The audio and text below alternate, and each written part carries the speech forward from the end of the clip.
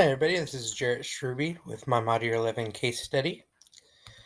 So, to summarize what was going on, there's a new parent organization that is independent from the National Parent-Teacher Association.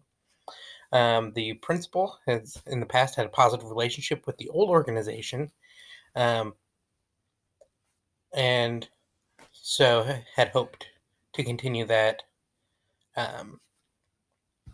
that positive relationship with the new organization. And when discussing back to school festivities, the parents wanted it organized extremely differently, and they wanted to play a bigger part in the running of the school and have a lot more say in what happens at the school, which was a surprise to the principal.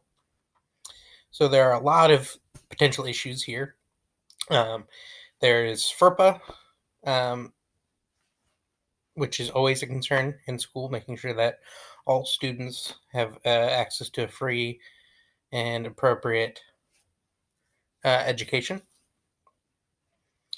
Um, there is a lack of communication between among the parties.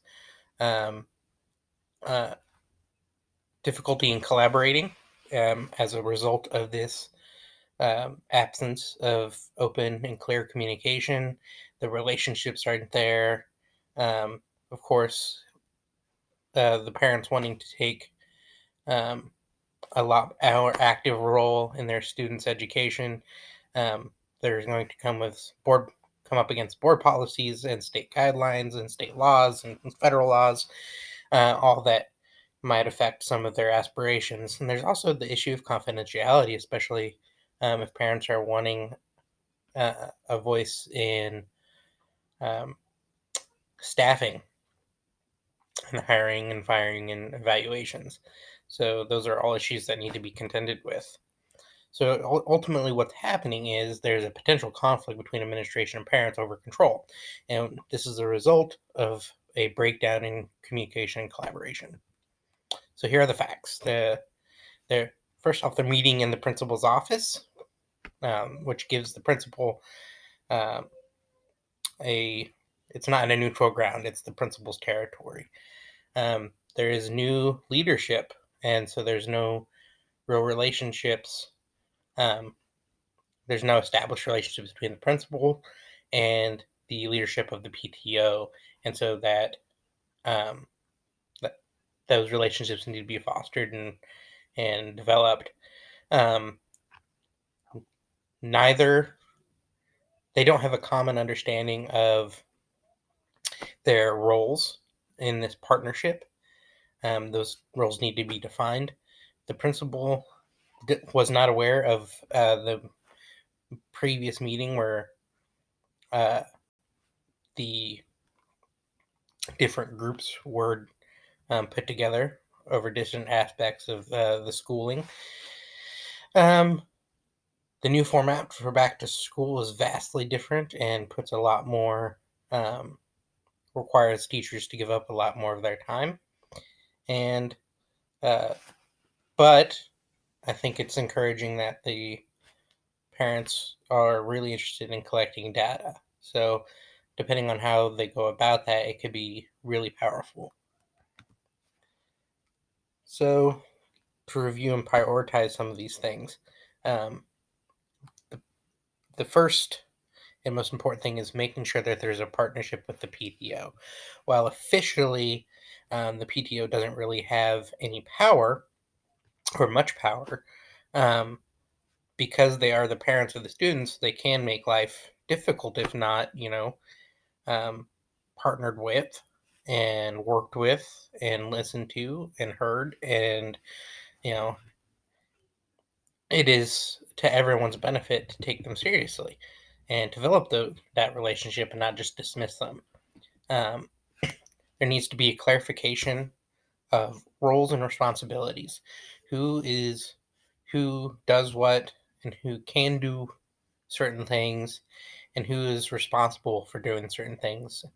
This helps with accountability. This helps make sure that no one is overreaching and that people are doing what they should be doing. There needs to be a lot of consideration of how this will affect students and staff. Particularly staff, if with parents, they need to be brought on board and need to be made involved, because it's one big organism, really. And of course, we need to establish better communication. So there are three main options. There's a variety of options, but I broke it down into three main options. On one end of the spectrum, there's do nothing, and this could potentially lead to a unproductive and contentious relationship between administration and the parents' organization, with teachers and students caught in the middle. I don't think this is good for anyone. On the other end of the spectrum is just give in to them, just give them everything they want, and there are a slew of problems with this as well. First off, it gives them a lot of power, a lot of leverage in an area where they may or may not have a lot of expertise. They may or may not have the knowledge and skills required to make these decisions. And again, teachers and students are caught in the middle. However, if we take kind of a middle road where we have open communication and discussion, we can get collaboration involved, we can bring the students and the teachers in, and we can come up with the best decisions that can make our student learning a lot better, make the school a better place, and through collaboration, through partnerships, through compromise. So I think that middle ground is really the best option. So it allows compromise to occur. Not no one group has all the best ideas, so we can collaborate and come up with the best ideas. Maybe an idea that the PTO has, but how they want to implement it is flawed, and the building leadership, through their expertise, can figure out how to make that work, or at least how to reach the goals that everyone wants to reach. We can come up with some common goals that we want, identify where those commonalities are.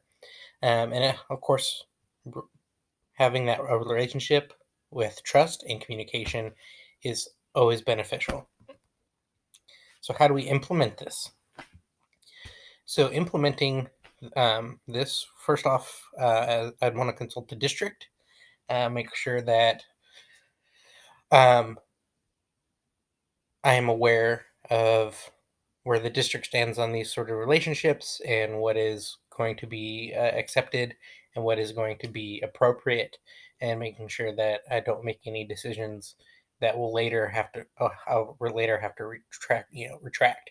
Of course, develop a leadership team that is composed of teachers and my administration, and that brings in leadership from the PTO,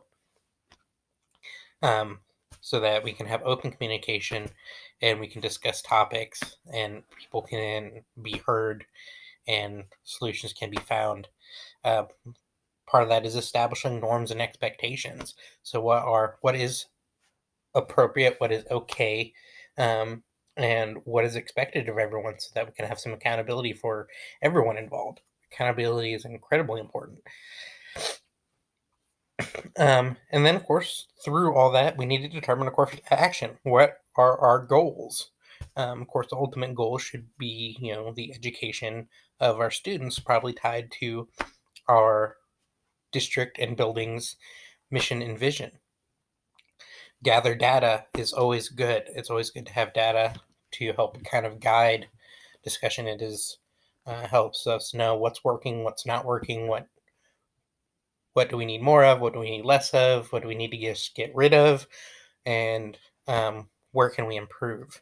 And of course, meeting regularly, we have to constantly evaluate where we're at, so that we can make adjustments as we go along. I think the biggest thing that stuck out to me in this case was how disconnected the principal was from, and not really understanding what was going on in the PTO. He had no idea of meetings. This is the first meeting since the previous year. There should have been a lot more contact between then and now. So I think that's the biggest thing, is making sure that communication is open. So thank you very much for watching my presentation. Hope you have a nice day.